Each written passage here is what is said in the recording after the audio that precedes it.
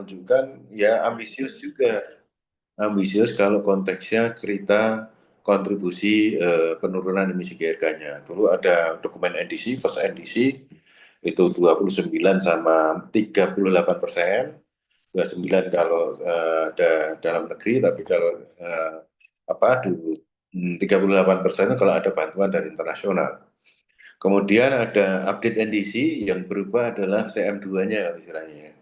Jadi yang berubah adalah kalau ada bantuan luar negeri, kalau sebelumnya 29, sebelumnya itu maaf 38 menjadi 41. Dan yang terakhir, ini tantangan dan peluang kita pada saat kita bicara dokumen Enhanced NDC. Jadi Enhanced NDC itu baik pakai pendanaan dari dalam maupun disupport dengan luar negeri itu 31,89%. Kalau yang dengan menggunakan dana sendiri, kalau ditambah dengan dana internasional kita berkomitmen 43,2. Jadi ini tantangan peluang, dan dengan inilah makanya diciptakanlah istilahnya adalah penyelenggaraan nilai ekonomi karbon. Itu yang sebenarnya filosofi kenapa Perpres 98 dilakukan. Jadi mendorong semua pihak, khususnya pelaku usaha untuk bisa masuk berkontribusi, dan diciptakanlah yang tadi kami sampaikan adalah kita bikin skema yang disebut sebagai penyelenggaraan nilai ekonomi karbon. Jadi saya ulangi lagi, kalau kita bicara Perpres 98, rohnya adalah di NDC. Dan sesuai dengan judulnya, memang 98 itu konteksnya yang mendorong supaya NDC-nya tercapai. Gitu kan. Makanya meningkatkan peran semua pihak untuk berkontribusi. Makanya balik lagi bahwa ya Perpres 98 itu ada istilah yang disebut sebagai naik. Makanya judulnya pun juga penyelenggaraan naik untuk pencapaian target emisi. Walaupun belakangnya panjang, saya nggak apa, tapi biasanya orang menyebut Perpres naik. Kemudian yang kedua, tadi pada saat kita bicara penyelenggaraan nilai ekonomi karbon, sebenarnya pada saat kita bicara 98, Perpres 98, di bab 4-nya itu tata laksana penyelenggaraan nilai ekonomi karbon. Inilah mainan baru yang sebenarnya mungkin nanti kita diskusikan. Dan yang terakhir tantangannya adalah ya balik lagi, karena ini berupa duit, ya nanti ada kerangka transparansi. Nanti bagaimana MRV-nya, dokumen apa yang harus disiapkan, yang nantinya ujungnya kalau kita bicara offset emisi adalah sertifikat pengurangan emisi. SPE inilah yang nantinya akan diperjualbelikan. Jadi itu, lanjut slide kedua. Lanjut, Mas Feris. Saya dibantu Mas Feris. Jadi inilah perkembangan regulasinya. Jadi intinya bahwa kalau kita bicara Perpres ada level permennya atau level teknisnya. Jadi Perpres itu turunan utamanya adalah Permen 21 tahun 2022. Jadi cerita tata laksana nilai ekonomi karbon. Jadi tata main atau nantinya itu tahapan-tahapan yang ada di dalam NEC itu diatur di dalam Permen 21 tahun 2022. Dan ada satu lagi karena tadi ada dua. Kalau kita bicara ini, selain NEC ada juga NDC. Permen NDC itu ada di Permen 12 tahun 2024.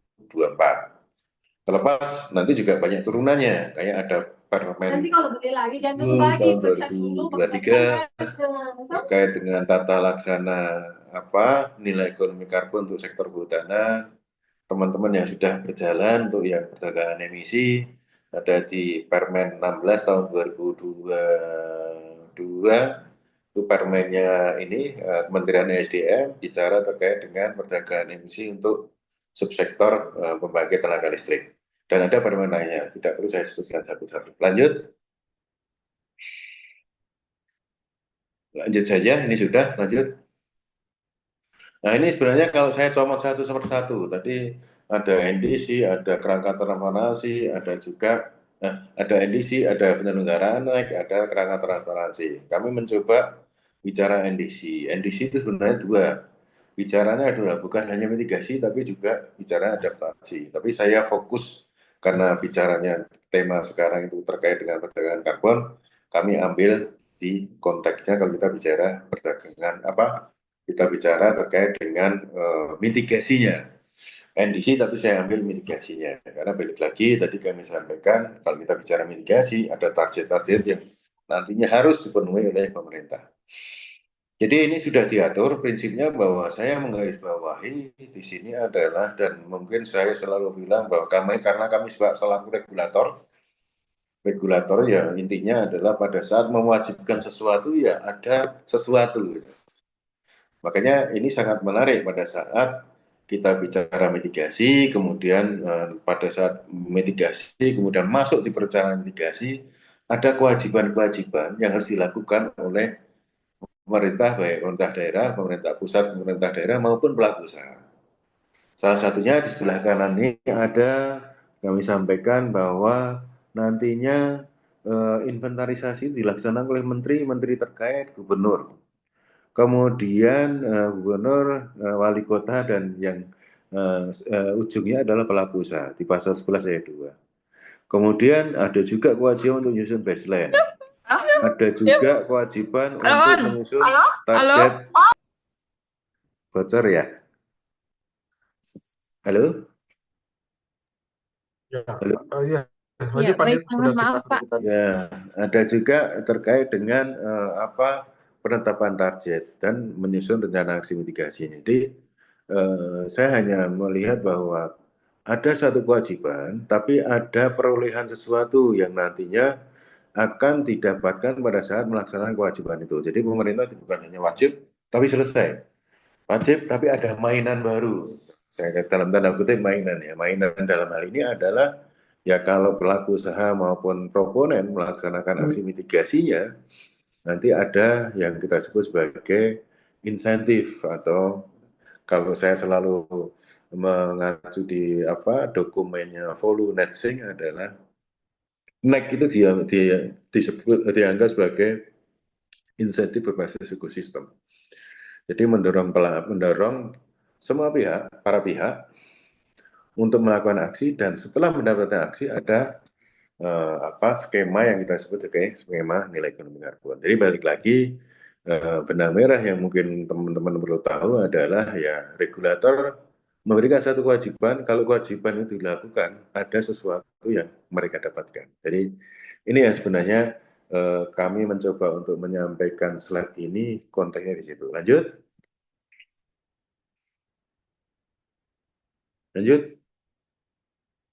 Mas Faris. Mas Faris. Oh, ini Mas Faris ke toilet nih. Lanjut. Ya, ini hanya memberikan satu gambaran saja bahwa ya tempat kami sebenarnya setiap tahun itu mencoba untuk melakukan ya mendata tingkat emisi. Jadi menyelenggarakan inilah inventarisasi gas rumah kaca seperti yang tadi kami sampaikan di depan. Karena balik lagi pada saat bicara perencanaan mitigasi, hal pertama yang dilakukan adalah melaksanakan inventarisasi gas rumah kaca. Jadi ini data tahunan yang kami coba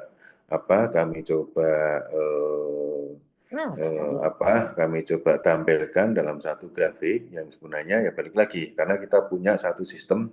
Kalau kita bicara inventarisasi ini kita punya inventarisasi gas rumah kaca nasional. Dan inilah hasilnya dari ya laporan-laporan yang kami peroleh dari kementerian lembaga yang menjadi koordinator per masing-masing sektornya. Ada 5 sektor, energi, kehutanan, limbah, pertanian, sama IPPU, dan nanti mungkin ditambah lagi terkait dengan blue carbonnya. Jadi modelnya seperti ini.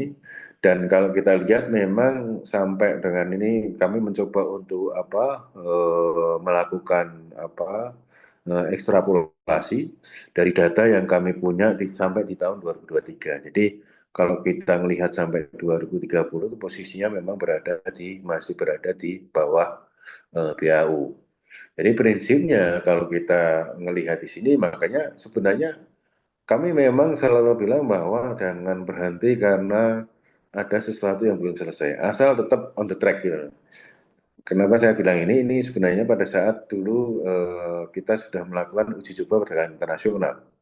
Pada saat kita mencoba untuk melakukan perdagangan internasional adalah harus melihat kondisi NDC-nya. Jangan sampai kita sudah berpikir terus menjual ke luar negeri sementara kita punya kewajiban yang dituangkan dalam NDC dan itu tidak terpenuhi. Jadi bobol NDC atas NDC-nya. Jadi makanya sebenarnya ada satu kewajiban. Ini yang sering saya sampaikan. Jadi jangan sampai kita berhenti karena ada sesuatu yang belum bisa kita jadikan pegangan.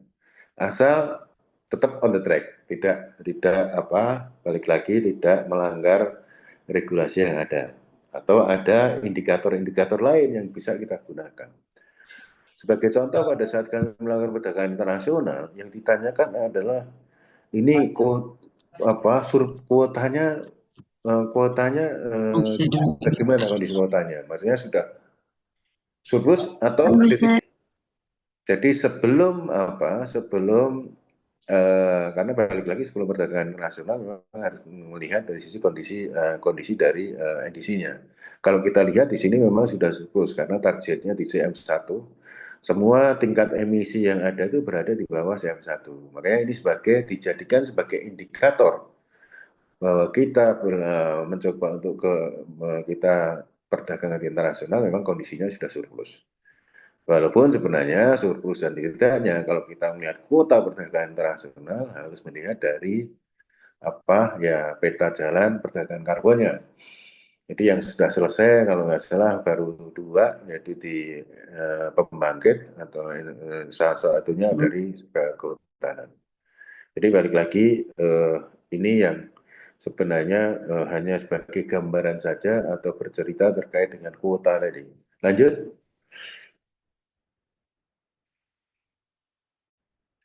Ini tadi saya nyomot terkait ini hanya memudahkan teman-teman aja pada saat membaca regulasi. Jadi saya membuat satu diagram. Kalau tadi saya nyomot yang mitigasinya pada saat rohnya yang bab 3 bicara NDC dan kami ambil mitigasinya. Sekarang kalau kita bicara naik, inilah garis besar cerita terkait dengan nilai ekonomi karbon dan bagaimana nanti melakukan hal ini.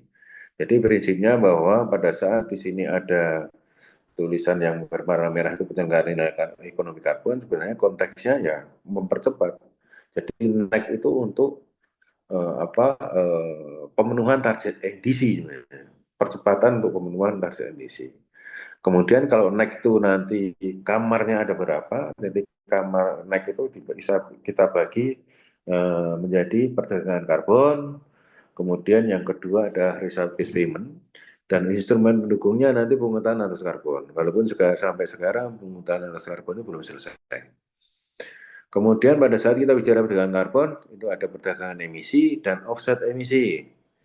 Ini yang seharusnya jangan salah kamar pada saat kita bicara istilah-istilah yang ada di regulasi.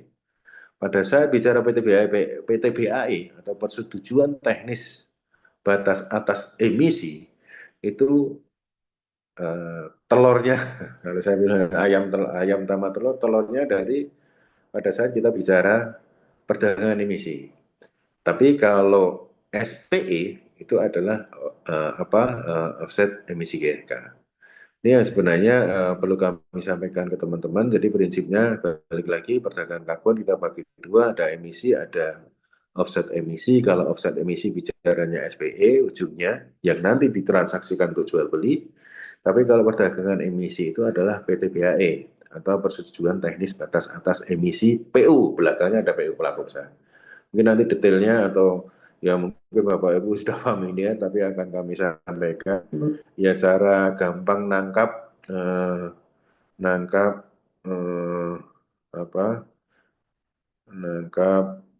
pemahaman sederhana dari prinsip dasar pada saat kita bicara perdagangan emisi maupun di offset emisi. Dan yang berikutnya ada reserve based payment, jadi RBP ya. Mungkin teman-teman sudah paham pada saat Norway dan pemerintah Norway dengan pemerintah Indonesia. Kemudian ada project dengan World Bank yang ada di Kaltim sama di Jambi, FCPF sama BOCF, itu konteksnya adalah bicara terkait dengan reserve based payment. Bedanya apa? Kalau reserve based payment itu unit karbonnya tidak berpindah. Berbeda dengan perdagangan karbon. Kalau saya sudah ngelepas ya berarti unit karbonnya menjadi unitnya yang membeli gitu. Tapi kalau RBP ini dibayar tapi unit karbonnya masih menjadi milik kita kalau kita bicaranya dari pemerintah Indonesia. Kira-kira itu kemudian kita ada sistem yang kita sebut sebagai sistem registrasi nasional. Jadi kalau mau berdagang, kalau ingin mengakses NEC harus didaftarkan di sistem registrasi nasional. Perkara nanti mungkin ada hal baru yang mungkin kami sampaikan ke teman-teman semua. Jadi kira-kira itu ini yang kami sampaikan pasal-pasal yang terkait kenapa ini harus dilakukan. Mungkin tidak saya sampaikan satu persatu, hanya pesan saja pada saat kita bicara PTBHE, nanti yang menetapkan adalah Kementerian Teknis. Jadi misalkan kayak PT BHEPU untuk subsektor tenaga pembangkit listrik ya yang mengeluarkan adalah si Kementerian Perindustrian. Dan sekarang memang baru yang sudah berjalan memang baru satu di subsektor pembangkit tenaga listrik. Lanjut. Oh ya, sorry, ada satu lagi sebelumnya Mas Peris. Slide sebelumnya. Kita punya SPE, jadi ini skema yang dimiliki oleh pemerintah Indonesia. Saya selalu menganalogikan skema kita adalah SPE. Mungkin Bapak Ibu dulunya kenal kalau bicara skema itu ada VCS, ada Gold Standard, ada Plan Vivo, dan seterusnya. Jadi pemerintah Indonesia juga sudah punya skema yang disebut sebagai skema SPEI atau Sertifikasi Pengurangan Emisi GK Indonesia.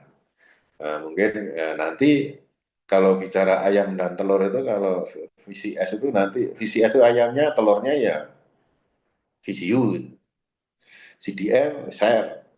Nah, pemerintah Indonesia atau kita ini punya skema SPEI, nanti yang dihasilkan adalah SPE atau yang nantinya sebagai apa untuk masuk ke diperdagangkan nanti adalah SPE-nya. Kemudian yang kalau bicara registri, kita punya registrinya adalah sistem registrasi nasional. Saya selalu bilang sama teman-teman, prinsipnya kalau kita bicara unit karbon atau perdagangan karbon itu sebenarnya tiga kebutuhan dasar itu sudah dipenuhi oleh pemerintah Indonesia. Yang dimaksud ketiga kebutuhan dasar pada saat kita bicara perdagangan karbon adalah satu, pada saat kita bicara skema. Skema kita sudah punya skema yang kita sebut sebagai SPEI. Yang nantinya sertifikat yang dikeluarkan namanya SPE ya, atau sertifikat pengurangan emisi. Kemudian tempat registrinya, kita punya sistem registrasi nasional. Kemudian tempat untuk berdagang, kita juga sudah punya bursa karbon. Jadi prinsipnya ketiga komponen utama pada saat kita bicara perdagangan itu sebenarnya sudah kita miliki.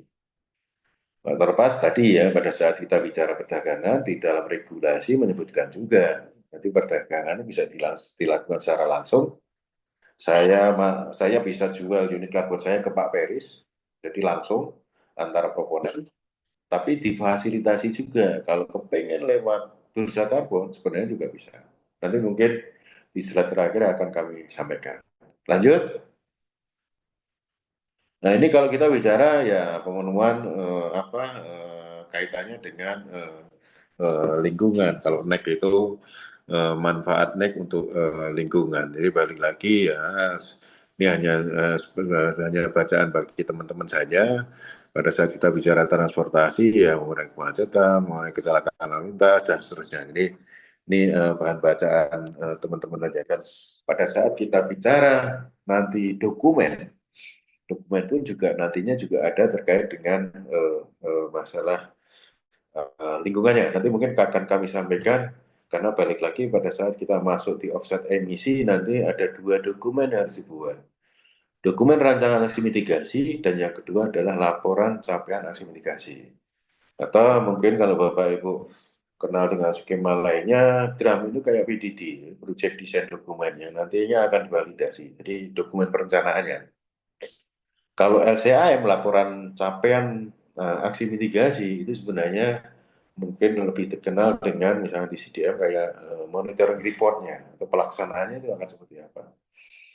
Kemudian nanti ada validasi, verifikasi, dan seterusnya. Lanjut. Ini garis besar pada saat kita bicara perdagangan emisi.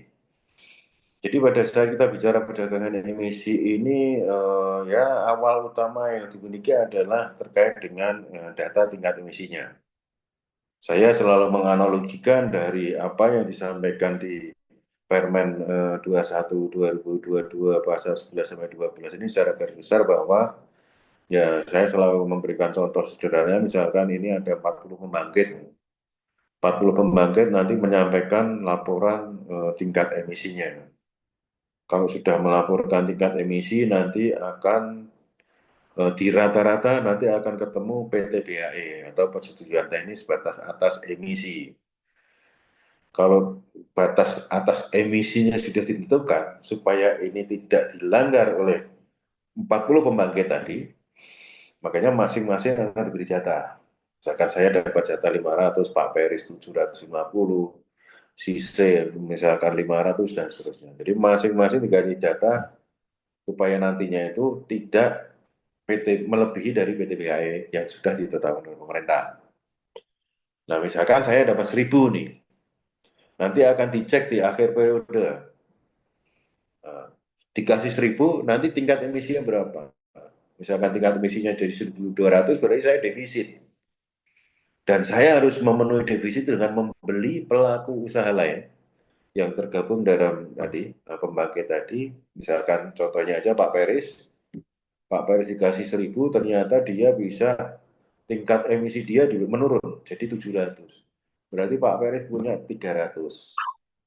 300 inilah yang sebenarnya nanti bisa diperjualbelikan. Atau bisa disimpan. Kalau misalnya, nah ini bisnis, bisa disimpan. Tapi kalau PTBA itu ada batas waktunya. Plus PTBA IPU itu ada batas waktunya selama 2 tahun. Kalau nyimpennya lebih 2 tahun ya akan hangus. Boleh disimpan tapi jangan lebih dari 2 tahun. Jadi Pak Peris tadi karena surplus, saya divisi 200, saya bisa membeli PT BIPU yang dimiliki oleh Pak Peris. Atau bisa dipenuhi juga, divisi itu bisa dipenuhi dengan offset emisinya. Jadi misalkan saya ternyata juga ada kegiatan, ada orang yang melakukan aksi mitigasi di sektor energi menghasilkan SPE dari offset emisi tadi. Tadi saya sampaikan pada saat bicara perdagangan emisi ada dua, pada saat bicara perdagangan karbon ada dua, emisi sama offset emisi. Offset emisi mengeluarkan SPE, jadi SPE ini bisa saya beli dan saya gunakan untuk menutupi surplusnya. Tidak harus semua defisit itu membeli dari PTBI. Kira-kira itu. Jadi cerita sederhananya pada saat kita bicara perdagangan emisi itu. Jadi yang dilihat adalah tingkat emisinya, setelah itu dibuat batasan, jangan sampai melebihi dari batasan yang sudah ditetapkan. Kalau melebihi akan kena penalti. Lanjut. Ini contoh sederhananya dari apa yang tadi saya ceritakan. Contohnya misalkan batas atas emisinya yang garis putus-putus itu ada dua pelaku. Yang pelaku yang pertama ternyata dikasih jatah jumlah PTBA yang baris sebelah kanan, sebelah kiri. Paling kiri itu dikasih jatahnya seperti yang paling kiri pas pas batas atasnya, tapi setelah dicek di akhir tahun ternyata dia melebihi. Makanya lebihnya itu yang tadi kami sampaikan sebagai defisit PTBA IPU. Kemudian contoh yang kedua, yang pelaku B yang sudah dikasih sesuai titik-titik itu yang ini, tapi mereka bisa melakukan melakukan pengurangan emisi, pengurangan tingkat emisinya. Nah, makanya selisih antara batas atas ke tingkat emisi itu surplus yang berwarna hijau. Nah, surplus ini bisa dibeli oleh pelaku lain yang mempunyai PTBA-IPU. Kira-kira itu. Lanjut saja. Nah, sekarang kita bicara bicara terkait dengan offset emisi. Ini yang sebenarnya kami sampaikan tadi. Jadi pada saat kita bicara offset emisi, dokumen yang harus dibuat oleh proponen adalah DRAM, dokumen rancangan mitigasi, dan kedua adalah laporan capaian aksi mitigasi. Semua nanti didaftarkan di dalam sistem registrasi nasional. Karena balik lagi, nanti kita dihadapkan ke kerangka transparansinya. Jadi semua data yang disampaikan oleh proponen, kalau konteksnya untuk mengakses nilai karbon, semua masuk di dalam sistem registrasi nasional. Kemudian DRAM ini nantinya akan divalidasi Siapa yang validasi dan siapa yang memverifikasi adalah LVV independen. Mutu Agung Lestari merupakan salah satu LVV skema nilai ekonomi karbon.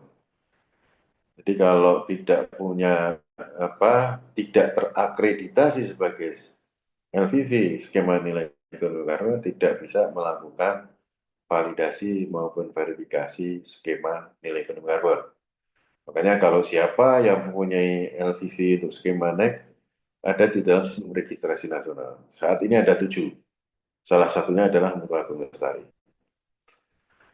Kemudian fungsinya apa? Ya memvalidasi dokumen rancangan visum mitigasinya. Kalau sudah tervalidasi berarti menyusun laporan capaiannya.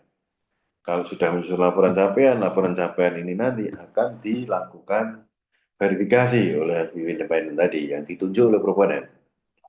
Kemudian kalau sudah terverifikasi oleh LV nanti ada semacam tinjauan akhir oleh tim MRV. Tim MRV ini dibentuk oleh LH yang terdiri dari pakar, akademisi, praktisi maupun dari kementerian maupun lembaga. Fungsinya apa? Hanya untuk menceklis saja isu-isu strategis atau isu-isu prioritas dari laporan yang dibuat oleh LVV tadi. Kalau sudah terverifikasi, nanti diterbitkan sertifikat pengurangan emisi. SPE inilah, kalau sudah terbit, nanti kita ada carbon registry, lapak tempat untuk jual beli ya istilahnya. Lanjut saja. Ini cakupan drum, kami tidak detailkan satu persatu, jadi intinya template-nya seperti ini. Kami hanya menekankan di sini pentingnya kalau kita bicara metodologi, karena pada saat kita sudah mulai metodologi, sebenarnya hampir separuh kebutuhan drum itu sudah dibuat. Jadi nanti template yang harus diisi oleh proponen pada saat mengisi drum, tadi kami sampaikan offset emisi, ya proponen mengisi drum. Drumnya seperti apa ya? Template-nya seperti ini. Jadi penjelasan tentang aksi yang diusulkan, nanti ada judul kegiatan dan seterusnya, penerapan metodologi dan seterusnya. Ini yang tadi menjadi moderator tadi menyampaikan bahwa nanti kaitan dengan lingkungan akan seperti apa. Karena di drum pun sebenarnya nantinya harus menyampaikan juga kajian lingkungan dan kontribusi pada pembangunan berkelanjutan. Jadi secara garis besar drumnya seperti ini. Kemudian inilah yang nantinya akan divalidasi ya, tadi sudah kami sampaikan. Lanjut. Kemudian sebelumnya Mas Ferry. Jadi di regulasi kita, kalau kita bicara metodologi itu harus memenuhi salah satu dari 3 kriteria. Harus disetujui oleh Dirjen. Jadi proponen nanti bisa mengusulkan metodologi. Pada saat mengusulkan metodologi dikirimkan ke KLHK, KLHK punya tim panel metodologi, nanti direview oleh tim panel metodologi. Kalau sudah direview dan dianggap oke oleh tim panel metodologi, nanti di SK Dirjennya. Makanya salah satu kriterianya kalau nantinya itu di sini disebut ditetapkan oleh Dirjen, ya itu bisa digunakan. Atau lewat ditetapkan oleh BSN berupa SNI. Atau yang terakhir adalah memang disepakati oleh UNFCCC. Salah satunya CDM. Kalau kita menggunakan CDM berarti memenuhi kriteria yang nomor 3. Jadi saya ulangi lagi, tidak harus tiga-tiganya memenuhi 3 kriteria, tapi salah satu dari 3. Nah, nanti pada saat bicara nanti di slide terakhir kami mencoba untuk bicara mutual rekognisi. Nah, nanti aturan mainnya akan seperti apa. Lanjut. Ini metodologi, jadi semua metodologi yang tadi baik yang ditetapkan oleh Dirjen, oleh BSN maupun oleh CDM yang disepakati oleh UNFCCC dalam hal inilah CDM, semua kami sampaikan di dalam sistem registrasi. Nanti di menu di beranda ada menu metodologi sebelah atas, itu ada di sebelah atas yang ini ada metodologi. Disitulah sebenarnya semua metodologi kita sediakan. Tapi tidak menutup kemungkinan, saya ulangi lagi, kalau memang Bapak Ibu punya metodologi juga, kepengen mengusulkan metodologi, nantinya akan kami perlakukan seperti yang tadi kami sampaikan.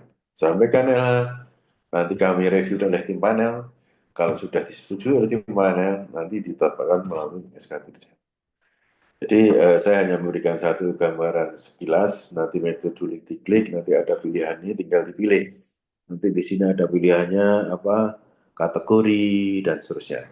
Jadi nanti Bapak Ibu bisa mengakses sln.menlhk.go.id. Lanjut. Ini yang laporan capaian aksi mitigasi. Jadi intinya adalah kalau draft perencanaan setelah dilaksanakan nanti dituangkan dalam laporan yang kita sebut sebagai laporan capaian aksi mitigasi. Kalau tadi itu sebelum dilakukan perencanaan, jadi prinsipnya verifikasi itu hanya ingin mengecek apakah pelaksanaan itu sesuai dengan perencanaan yang sudah divalidasi. Jadi hanya ngecek itu aja. Jadi isinya sama, tapi kalau sudah LCAM sudah klaimnya, nanti kalau sudah terverifikasi, ya itulah angka eh, reduksi emisinya. Jadi sama, template ini sudah ada di SRN, jadi kalau Bapak Ibu nanti sebagai proponen, mempunyai akun, bisa masuk di SRN, mendaftarkan aksinya, nanti sudah disediakan template dokumen rancangan aksi mitigasi atau draft maupun template laporan capaian aksi mitigasi. Lanjut. Ini kita bicara kerangka transparansi, ada 3 komponen yang nanti mungkin dibahas di dalam kerangka transparansi. Pertama, bagaimana proses MRV-nya. Nanti semua data yang sudah ter-MRV mulai dari awal sampai akhir, tadi ada dokumen, ada laporan oleh validator, ada laporan capaian, ada laporan verifikasi oleh verifikator, semua dokumen masuk di SRN. Karena balik lagi, dan bisa diakses publik. Karena balik lagi kita intinya adalah untuk proses transparansinya. Dan yang terakhir sebenarnya nanti juga ada cerita terkait dengan SPE, sertifikat pengurangan emisi. Ini secara garis besar isi dari kerangka transparansi yang ada di Perpres 98/2021. Lanjut. Ini proses MRV-nya, jadi seperti yang kami sampaikan, MRV nanti dilakukan oleh lembaga validasi verifikasi yang terakreditasi oleh KAN dan sudah didaftarkan di sistem registry. Jadi jangan sampai hanya terakreditasi di KAN terus tidak melaporkan ke sistem registry nasional. Karena syaratnya memang harus data di sistem registrasi nasional. Lanjut saja.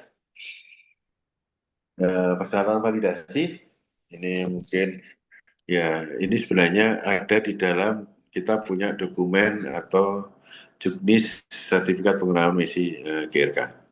Jadi prinsipnya proses validasi itu mengacu pada ISO 14064 N3 atau versi terkini. Kemudian berikutnya LVW harus terdaftar di SRN, seperti kami sampaikan. Kalau sudah terakreditasikan, berkirim surat ke KLHK untuk di KLH dalam hal ini untuk ditampilkan di SRN. Kemudian laporan validasi disampaikan kepada Dirjen PMI melalui SRN. Jadi nanti kalau sudah terverifikasi, semua laporan validasi verifikasi harus masuk di dalam SRN. Kemudian melakukan peringkatan. Jadi prinsipnya sebenarnya nanti di tahapan nanti akan kami sampaikan di belakang. Tapi intinya bahwa nanti misalnya berkontrak kerja dengan MRP harus disampaikan ke KLHK melalui sistem registrasi nasional. Lanjut saja.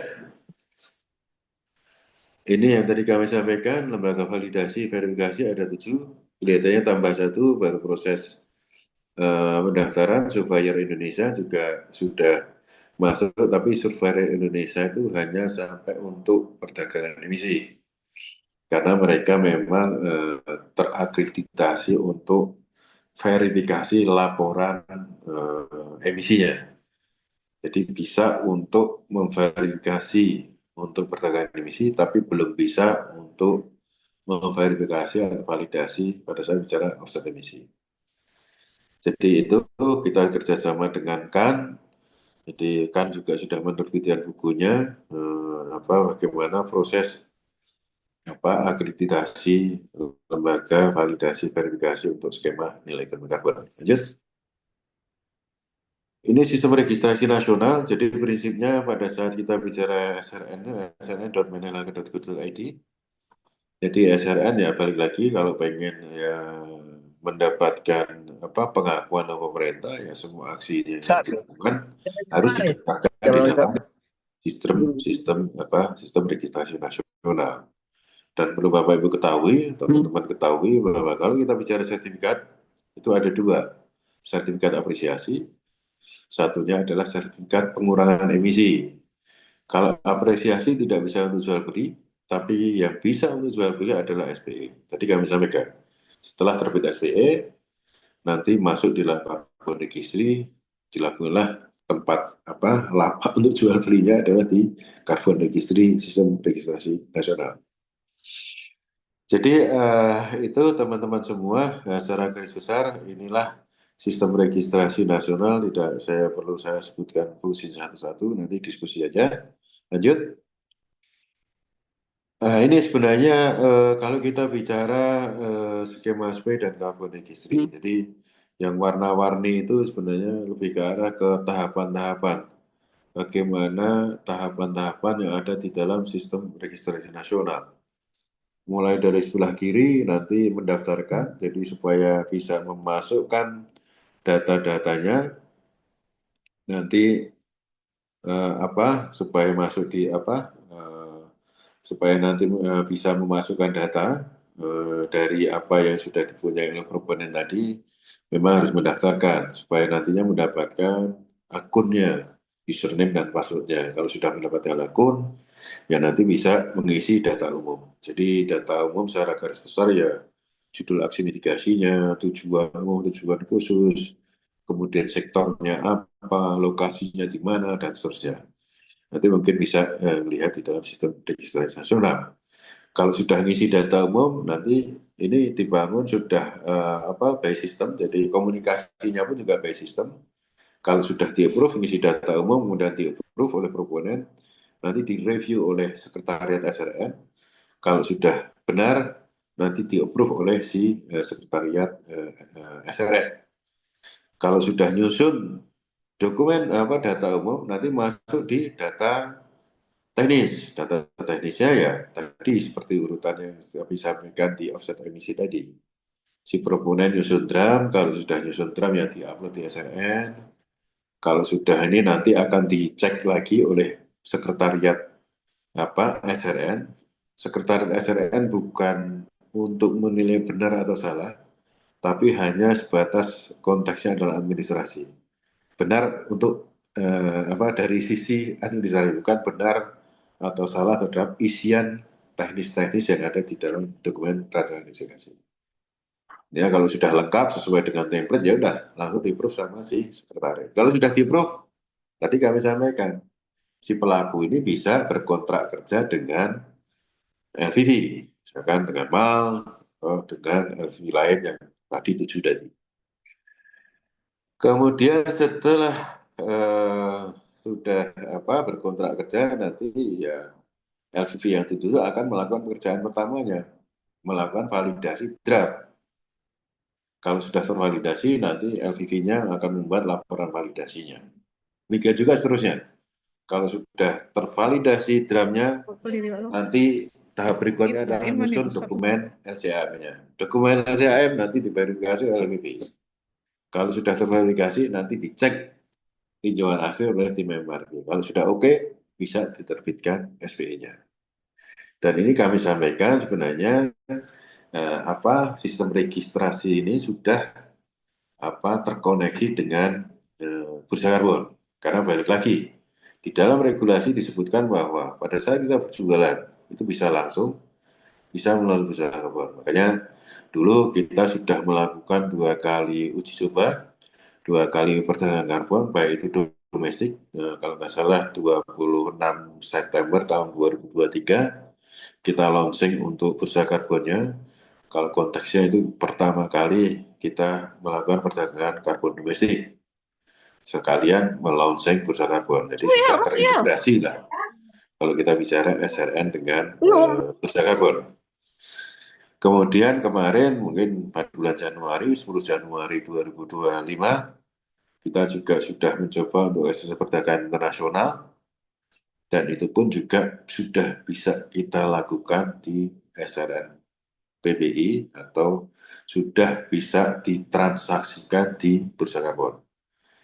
Jadi prinsipnya kami menggarisbawahi di sini, pada saat kita melakukan penjualan kita bisa melalui bursa karbon. Demikian juga tahapan-tahapan yang mungkin tadi kami sampaikan, sebenarnya apa yang disampaikan di dalam sistem registrasi nasional, karena ujungnya nanti seperti yang kami sampaikan adalah transparansi, karena ini berbau duit, jadi semua bisa dilihat oleh publik. Lanjut, ini SPE. Jadi SPE itu kadang orang awam melihatnya bahwa sertifikat dikira ya sertifikat kayak hard copy, tapi sebenarnya sesuai dengan definisi SPE itu ya intinya adalah yang sudah terverifikasi dan tercatat di SRN PPI dalam bentuk nomor dan atau kode registry, jadi kode unik sebenarnya. Jadi nanti SPE bla bla bla, misalkan saya bisa diterbitkan 1000 SPE, nanti di akhir dari kode registry nanti ada ada angka register dari unit karbon yang saya miliki. Jadi misalkan saya punya 1000, nanti angka akhirnya adalah 1 sampai 1000. Kalau misalkan 1 sampai 1000 ini berjual, saya jual 100, nanti sisanya tinggal 101 sampai 1000 dan seterusnya sampai semua itu habis. Kemudian secara garis besar tahapan SPI ya tadi harus didaftarkan dulu di SRN, divalidasi verifikasi, dicek oleh tim MRV, dan yang ujungnya adalah diterbitkan SPE.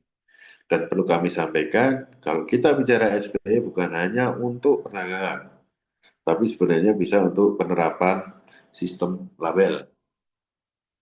Kira-kira demikian ya. Contohnya dulu ada salah satu pabrik kemasan air mineral, sebenarnya dia juga kepingin melakukan karbon netral.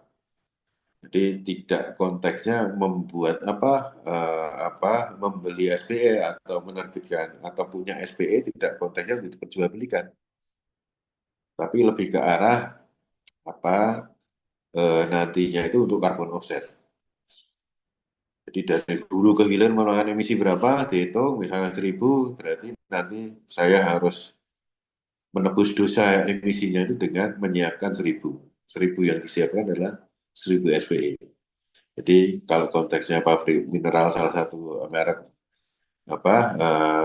kemasan air mineral melakukan hal yang seperti kami sampaikan. Jadi SPE tidak dijual, tapi SPE hanya untuk menutupi dosa emisi yang dikeluarkan pada saat proses produksinya. Makanya rencananya akan dituliskan di kemasan botolnya. Kira-kira itu. Lanjut, masih. Ini yang kemarin sempat kita lakukan tanggal 20 Januari, maaf. Ada beberapa memang ini tantangan dan peluang bagi kami. Selama ini memang baru bergerak di sektor energi. Nah, makanya sebenarnya ya PR berikutnya nanti bagaimana menyediakan SPE untuk yang sektor-sektor lainnya, khususnya kehutanan ya. Ini hanya informasi Bapak Ibu sekalian pada saat kita melakukan perdagangan internasional pertama kali di 20 Januari 2025. Lanjut. Nah, ini mungkin ada hal yang baru yang mungkin perlu kami sampaikan ke teman-teman. Jadi prinsipnya kita sudah mau mencoba untuk melakukan mutual recognition atau MRA, Mutual Recognition Agreement. Jadi kita target di kami nantinya itu mungkin mudah-mudahan minggu pertama atau awal Mei, bulan Mei tahun ini, kita sudah bisa menandatangani MRA dengan Vera dan Gold Standard. Jadi prinsipnya ini sebenarnya merupakan mandat Perpres 98 di pasal 77. Dan prinsipnya ya saling pengakuan.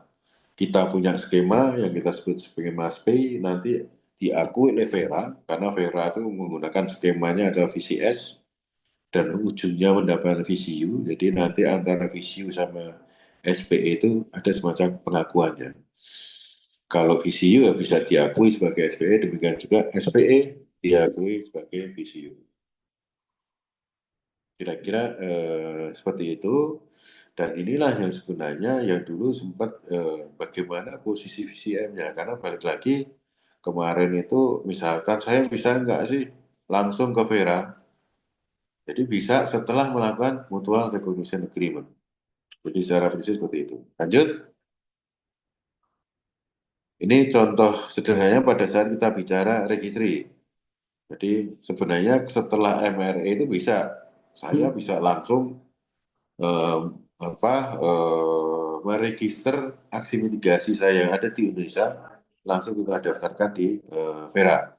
Tapi dengan catatan seperti yang kami sampaikan di grafik ini atau diagram ini. Jadi proponen bisa langsung ke Vera, tapi dengan catatan ya harus terdaftar dulu di SLM.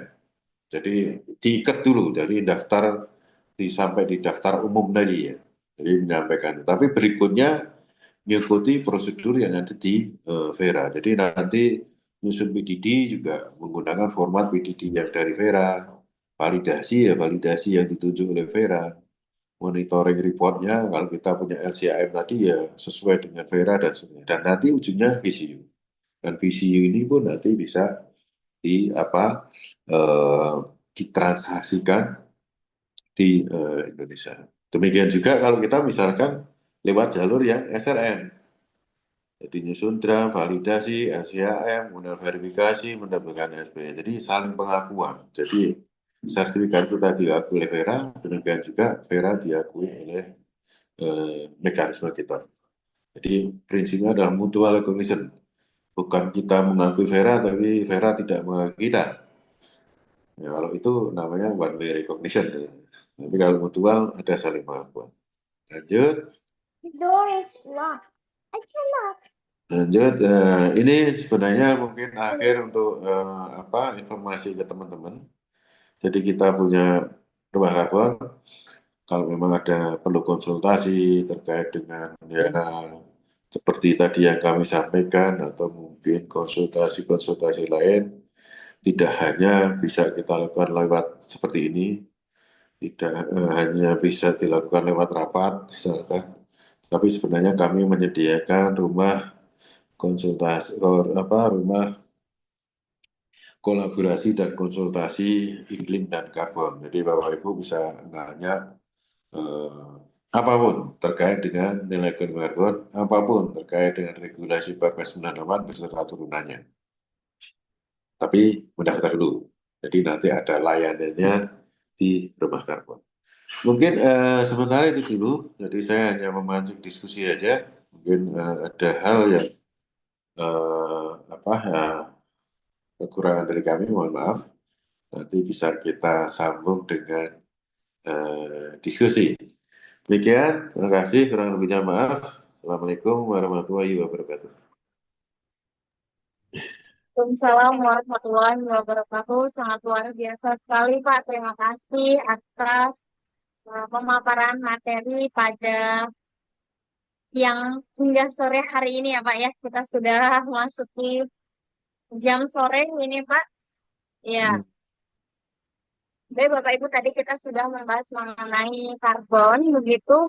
Mungkin untuk langsung saja nanti kesimpulan akan ditarik pada terakhir. Kita akan memasuki sesi diskusi karena berjalannya dengan waktu ini sudah menunjukkan pukul 15.24. Ya Pak ya, saya izin untuk langsung diskusi saja. Bagaimana untuk Pak Hari Wibowo, apakah bisa? Ya, silahkan. Ya, baik Bapak Ibu, apakah suara saya terdengar dengan jelas karena ini di tempat saya sedang hujan deras, jadi suaranya kurang kurang jelas Ya, begitu. cukup jelas, Mbak Devi. Ya, baik terima kasih Pak. Ini saya izin membacakan pertanyaan yang ada di kolom chat Pak dari Bapak Wibowo. Izin untuk bertanya, untuk perdagangan karbon maupun RBP yang membayar siapa ya? Kemudian Contoh untuk lahan gambut atau mangrove. Terima kasih. Udah, Apakah suara saya jelas, Pak? agak putus-putus ya. Ya, saya izin Eh, membacakan ulang. Apakah boleh, Pak? Ya, iya, iya. Ya, baik, saya izin bacakan ulang ya, Pak. Ini ada pertanyaan dari Pak Wibowo. Untuk perdagangan karbon maupun RBP yang membayar siapa? Kemudian contoh untuk lahan itu lahan gambut atau mangrove. Terima kasih.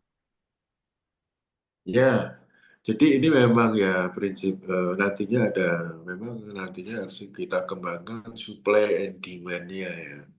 Jadi ini memang tantangan kita. Di salah satu sisi kita menyediakan supply-nya, tapi pada saat ada supply-nya jangan sampai nggak ada yang membeli, gitu.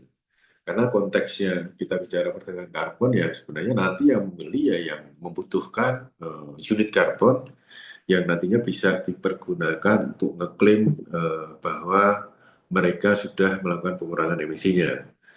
Jadi ya seperti tadi kami sampaikan contohnya pada saat misalkan mangrove ya. Nah, saya nanam mangrove, kemudian saya ingin ngeklaim menjadikan mengklaim reduksi emisinya.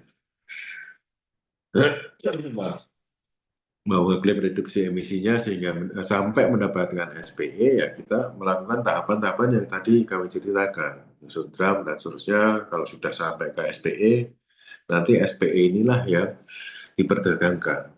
Tentunya siapa yang akan membayar kalau konteksnya perdagangan ya antar proponen tadi. Ya contoh sederhananya pada saat saya ceritakan tadi ya, ada 40 pembangkit karena balik lagi kadang ini ada satu kewajiban pelaku usaha untuk melakukan reduksi emisi. Jadi kayak BUMN itu sebenarnya ada satu target. Masing-masing BUMN itu atau pelaku usahanya itu ada target untuk pengurangan emisinya. Mungkin dia belum bisa melakukan pengurangan emisi. Pengurangan emisi dilakukan dengan membeli orang yang melakukan kegiatan penanaman mangrove tadi. Jadi sebenarnya itu. Berbeda dengan result based payment. Dan tadi kalau perdagangan karbon, unit karbonnya berpindah. Jadi misalkan saya punya 1.000, kemudian nanti dibeli oleh PTA, berarti unit karbonnya menjadi miliknya PTA. Berbeda dengan kalau kita bicara result based payment. Result based payment ini sebenarnya berapa pembayaran berbasis kinerja ya. Ini nanti misalkan ada yang membeli, contohnya ini memang kerjasama antara dua negara, misalkan antara Norway dengan pemerintah Indonesia. Norway akan akan menghargai semua aksi mitigasi yang dilakukan oleh pemerintah Indonesia. Nanti misalkan kita punya 577 juta ton. Ya. Dari angka itu nanti Norway akan membeli dari 577 ton. Kemarin kita kalau nggak salah ada 125 juta ton ya yang dibeli oleh Norway. Jadi nanti yang membeli pemerintah Norway membeli ke pemerintah Indonesia. Tapi kalau result based payment bukan berarti unit karbonnya pindah ke Norway. Unit karbon masih menjadi miliknya pemerintah Indonesia. Jadi itu bedanya kalau kita bicara apa perdagangan karbon dengan result based payment. Dan tentunya balik lagi, tadi kami sampaikan sebenarnya kalau mendapatkan SPE mangrove tadi, ya tadi tahapan-tahapan yang harus dilakukan, harus nyusun dokumen rancangan mitigasi, nanti draftnya harus di LVV independen. Kalau sudah tervalidasi harus nyusun laporan capaian, nanti diverifikasi oleh LVP independen, dan akhirnya akan dikeluarkan izin menerbitkan SPE-nya. Jadi memang balik lagi ini memang ya namanya ini investasi juga ya. Kadang orang mau berpikirnya bahwa wah, nanti nyusun draft, kalau nggak bisa nyampaikan konsultan juga harus keluar duit, validasi juga akan keluar duit, kemudian nyusun laporan capaian kalau nggak bisa nyuruh konsultan juga keluar duit dan seterusnya. Tapi balik lagi, ya ini memang konsumsi bisnis karena pada saat kita bicara perdagangan, yang namanya perdagangan ya ada sesuatu yang dikeluarkan, tapi nantinya juga akan mendapatkan sesuatu dari hasil jerih payah yang sudah kita lakukan. Kemarin memang sempat ada isu-isu juga yang muncul. Contohnya misalkan mungkin pelaku usaha ini sangat enggan karena FVV-nya sangat mahal. Makanya kemarin kita juga melakukan dengan asosiasi lembaga verifikasi dan validasi, bagaimana nantinya itu ya tidak mengatur tata harganya lah, jangan sampai nanti memberatkan dari sisi perbonennya. Demikian juga ya jangan sampai merugikan FV-nya karena sama-sama melakukan satu pekerjaan. Jadi kira-kira itu, Mbak.